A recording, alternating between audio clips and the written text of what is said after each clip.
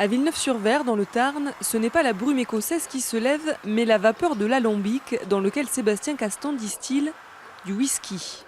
La vapeur fait chauffer le liquide qui va monter en température et comme l'alcool se transforme en vapeur avant l'eau, c'est la vapeur d'alcool qui va partir dans les tuyaux de cuivre rouge et qui après va se refroidir dans le condenseur.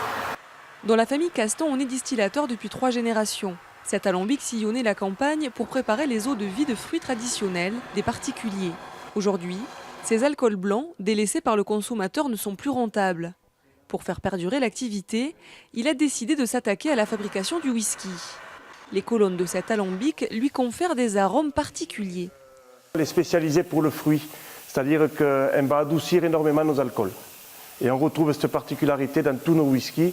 On a beaucoup de douceur, beaucoup de fruité, on n'a pas d'agressivité en alcool. On a vraiment la typicité d'un alcool de fruits.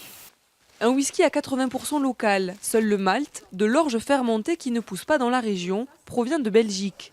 Le mou, mélange d'eau et de malt, est fabriqué sur place. Le breuvage vieillira ensuite pendant 3 ans dans ces fûts de chêne auparavant utilisés pour du vin. Les 1000 premières bouteilles produites en 2013 n'ont pas eu de mal à trouver preneur. La France est le premier pays consommateur de scotch au monde. Aujourd'hui, Céline et Sébastien Castan sont devenus de grands amateurs. Ça, c'est le tourbé. Il y a 10 ans, on m'aurait dit Sébastien, tu vas faire du whisky, j'aurais rigolé au nez de la personne.